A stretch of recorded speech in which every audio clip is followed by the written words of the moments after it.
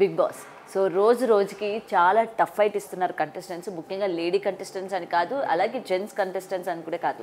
So ఇద్దరికిద్దరు చాలా tough fight ఇస్తున్నారు. ఎందుకంటే మరొక 1 వీక్లోని బిగ్ బాస్ 1 or 2 వీక్స్లోని బిగ్ బాస్ ఎండింగ్కి వచ్చేసింది కాబట్టి సో ఆ మాత్రం టఫ్ ఉండడంలో ఏ మాత్రం కూడా మనకి అవసరం లేదు, అంటే ఆశ్చర్యపడాల్సిన అవసరం లేదనమాట. సో ఇప్పుడు ప్రెజెంట్ నిన్న పెట్టిన టాస్క్ ఏదైతే ఉందో మనకి టికెట్ టు ఫినాలే రేస్, దీనికి సంబంధించి నిన్న టాస్క్లు జరగడం కూడా జరుగుతుంది. సో పాపం పవన్ మీకు గుర్తుందా, నామినేషన్స్లోనే ఒక సవాల్ వేశారు. టికెట్ టు ఫినాలే రేస్లోని ఫస్ట్ ఫినాలే ఫైనలిస్ట్ నేనే అవుతానని చెప్పి తను ఏదైతే ప్రతిజ్ఞ చేశాడో అది నిన్న సక్సెస్ కాలేదు. ఎందుకంటే నేను పెట్టిన టాస్కుల్లోని పాపం కాంప్రమైజ్ అవ్వాలి, ఒకరిని కాంప్రమైజ్ చేసుకోవాలి. ఫస్ట్ టాస్క్ ఎవరు ఆడతారు, సెకండ్ ఎవరు ఆడతారు, థర్డ్ ఎవరు ఆడతారు, ఫోర్త్ ఎవరు ఆడతారు అని చెప్పి ఇలా 4 కేటగిరీస్గా దాన్ని డివైడ్ చేయడం జరిగింది. సో ఈ టాస్క్లోని ఎవరెవరు ఆడతారు, ఎవరెవరు కాంప్రమైజ్ చేసుకొని నేను ఆడుతానంటే నేను ఆడతాను అని చెప్పి చెప్పుకోవడం కూడా జరిగింది. సో ఈ గేమ్లోని నిన్న చాలా ఫన్ జనరేట్ చేసింది రితు అని కూడా క్లియర్గా చెప్పొచ్చు. అయితే ఇక్కడ రితు ఆడిన గేమ్ కావచ్చు, లేకపోతే నేను వెళ్తా మనకి మంచి టాస్క్ పెడతారు, లేకపోతే స్ట్రెంగ్త్కి సంబంధించి టాస్క్ పెడతారు, కంపల్సరీగా నేను వీళ్ళతో ఆడి విన్ అయిపోవాలి అని ఏదైతే అనుకుందో పాపం అనిపించింది నాకు ఆ ఫస్ట్ టాస్క్. నాకు తెలిసి మీరు అందరికీ కూడా పాపం అనిపించి ఉండొచ్చు. అరే రితు ఇంత బ్రెయిన్ లేకుండా ఎట్లరా నువ్వు ఇన్ని వీక్స్ సర్వే అయినావు అన్నట్టు కూడా అనిపించింది. బట్ జోక్స్ అయ్యే పార్ట్ చాలా బాగా ఆడింది అండ్ చాలా బాగా ఎంటర్టైన్ చేసింది ఫస్ట్ ఆఫ్ ఆల్. సో దాని తర్వాత నిన్న పెట్టిన ఫ్లవర్స్ టాస్క్ ఏదైతే ఉందో తనుజ హ్యాట్స్ ఆఫ్. సో ఎందుకంటే అవతల సైడ్ ఉన్న వాళ్ళు ఇద్దరు కూడా టఫ్ ఫైట్ కంటెండర్స్. ఒకటి డెమాన్ పవన్, ఇంకొకటి భరణి గారు. సో వీళ్ళిద్దరూ ఓకే, భరణి గారికి చిన్న హెల్త్ ఇష్యూస్ ఉండడం వల్ల ఆయన స్ట్రాంగ్గా ఆడలేకపోయినా ఇక్కడ డెమాన్ పవన్ విషయానికి వచ్చేసరికి ఆయన ఫిజికల్గా చాలా స్ట్రాంగ్ వ్యక్తి. సో తను ఎన్నిసార్లు తనుజ ఫ్లవర్స్ తీస్తున్నా లేకపోతే డిఫెండ్ చేసుకునే విధానం ఏదైతే ఉందో అల్టిమేట్ అనిపించింది. సో ఎందుకంటే ఒక లేడీ అంత కొంచెం జిమ్ చేసే అబ్బాయి, సో అలాంటి తనని డిఫెండ్ చేసుకొని లాస్ట్ ఫైనల్ వరకు కూడా ఆడగలిగింది అని అంటే నిజంగా హ్యాట్స్ ఆఫ్ అని చెప్పాలి. చాలా బాగా ఆడింది ఫిజికల్ టాస్క్ వచ్చేసరికి. So first time Tanuja physical task కూడా ఇంత బాగా ఆడగలుగుతుందా అన్నట్టు అనిపించేలాగా మనకి నిన్న కనిపించింది అనమాట. సో నిన్న జరిగిన టాస్క్లోని ఒక్కొక్క దాంట్లోనే ఒక్కొక్కరు విన్ అవ్వడం జరిగింది. సో ఫస్ట్ టాస్క్లోని ఇమాన్యుల్ విన్ అయ్యాడు. సో సెకండ్ టాస్క్ వచ్చేసరికి మనకి డెమాన్ పవన్ విన్ అయినట్టున్నాడు. సో ఏదైనా కూడా టాస్క్ ఆడేటప్పుడు మనం ఎలా ఆడుతున్నాము, ఏం ఆడుతున్నాం అనేది పక్కన పెడితే ఫస్ట్ మనం 100% ఇవ్వాలి అన్నది అక్కడ మనకి క్లియర్గా కనిపించింది.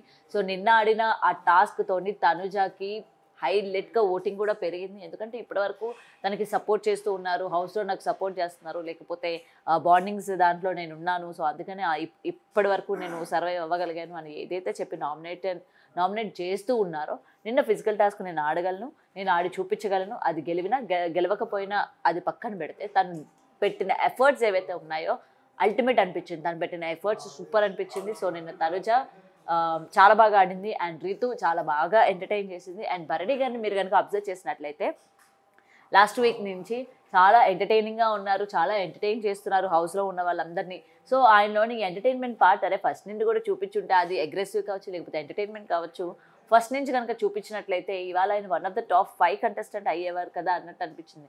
మరి మీరు అడగొచ్చు మరి భరణి టాప్ 5 కాదా అని అంటే డెఫినెట్గా కాదు. ఎందుకంటే ఎటువంటి టాస్క్లు ఆడినప్పటికీ మోస్ట్లీ టాప్ 6 వరకు రావచ్చు, కానీ టాప్ 5 కంటెస్టెంట్ అయితే తనకు కాదు అన్నట్టు క్లియర్గా కనిపిస్తుంది. ఎందుకంటే ఆ విధంగా రిమైనింగ్ కంటెస్టెంట్స్ ఆడుతున్నారు అండ్ వీక్ దగ్గర పడుతున్న కొద్దీ ఓటింగ్ కూడా చాలా బీభత్సంగా పెరుగుతుంది. అండ్ ఇప్పటికే రీతుకి సంబంధించి ఫేక్ ఓటింగ్ జరుగుతుంది అని చెప్పి సోషల్ మీడియాలో మనకి చాలా వరకు చూస్తున్నాం. ఈ ఓటింగ్ పరంగా మనకి రితుకి అన్ని ఓటింగ్స్ ఎలా పడుతున్నాయి అని చెప్పి. సో ఫేక్ అఫీషియల్ పేజెస్ ఉంటాయి, లేకపోతే ఫేక్ ఫ్యాన్ బేస్ ఉంటుంది.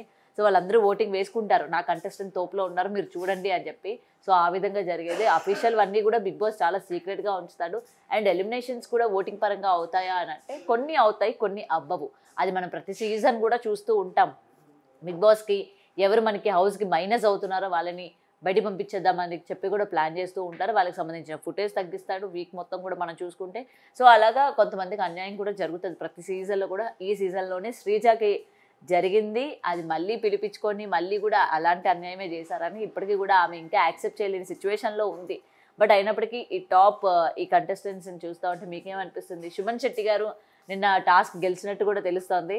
సో సుమన్ శెట్టి గారు అండ్ తనుజ మధ్యన రేస్లోని తనుజ చాలా వరకు హోల్డ్ చేసుకోగలిగింది, కానీ అట్ పాయింట్ ఆఫ్ టైంలో తను వదిలేసింది. ఎందుకంటే వాటర్ ఎక్కువ ఉండడం వల్ల, ఎక్కువ వెయిట్ అవ్వడం వల్ల అండ్ సుమన్ శెట్టి గారు అయితే హోల్డ్ చేసుకొని పెట్టుకోగలిగారు. సో ఆయన ఆ టాస్క్ విన్ అవ్వడం జరిగింది. మరి టికెట్ టు ఫినాలే ఈ రేస్కి సంబంధించి పెట్టిన టాస్క్లోని టికెట్ టు ఫినాలే వచ్చిన తర్వాత వాళ్ళకి ఒక ఇమ్యూనిటీ కూడా లభిస్తుంది కాబట్టి ఓటింగ్లో ఉండే అవకాశం లేదు. సో ఈసారి ఎవరికి ఆ టికెట్ టు ఫినాలే వస్తుందో కూడా చూడాలి. అండ్ ఓటింగ్ పరంగా చూసుకుంటే సుమన్ శెట్టి గారు లీస్ట్లో ఉన్నట్టు కనిపిస్తుంది. మరి ఈ వీకైనా డబుల్ ఎలిమినేషన్ చేస్తారా లేదా అన్నది ఈగర్గా వెయిట్ చేస్తూ ఉన్నారు. ఎందుకంటే ఇంకా కంటెస్టెంట్స్ చాలా మంది ఉన్నారు. మనకు చూస్తే 2 వీక్సే ఉన్నాయి. సో డెఫినెట్గా ఒక డబుల్ ఎలిమినేషన్ ఖచ్చితంగా జరగాలి. మరి అది ఈ వీక్ జరుగుతుందా లేకపోతే నెక్స్ట్ వీక్ జరుగుతుందా కూడా ఇంకా తెలియాల్సి ఉంది. సో ప్రస్తుతానికి సుమన్ శెట్టి గారు డేంజర్ జోన్లో ఉన్నారు. ఆయన నిజంగా గేమ్ అసలు లేదు ఆయన్ని. చక్కగా కూర్చొని ఎంజాయ్ చేస్తున్నాడు. అబ్బాయి ఇంకా లాస్ట్ వారాలు వచ్చేసినాయి కదా, ఇంకా ఫ్యాన్స్ అందరూ మనకి స్టిక్ ఆన్ అయిపోయి ఉంటారులే, మనకి ఇంకా ఓటింగ్ వేస్తారులే అని అనుకున్నారు. ఏమో నాకు తెలియదు కానీ అసలు గేమ్ లేదు.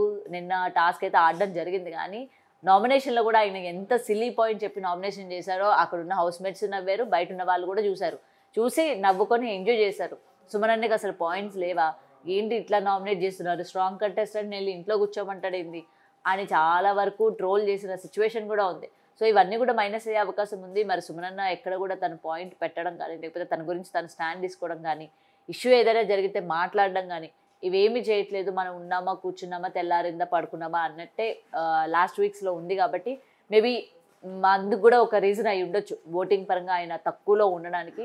సో చూడాలి ఈ వీక్ సుమన్ శెట్టి గారికి హై ఛాన్సెస్ ఉన్నాయి వెళ్ళిపోవడానికి.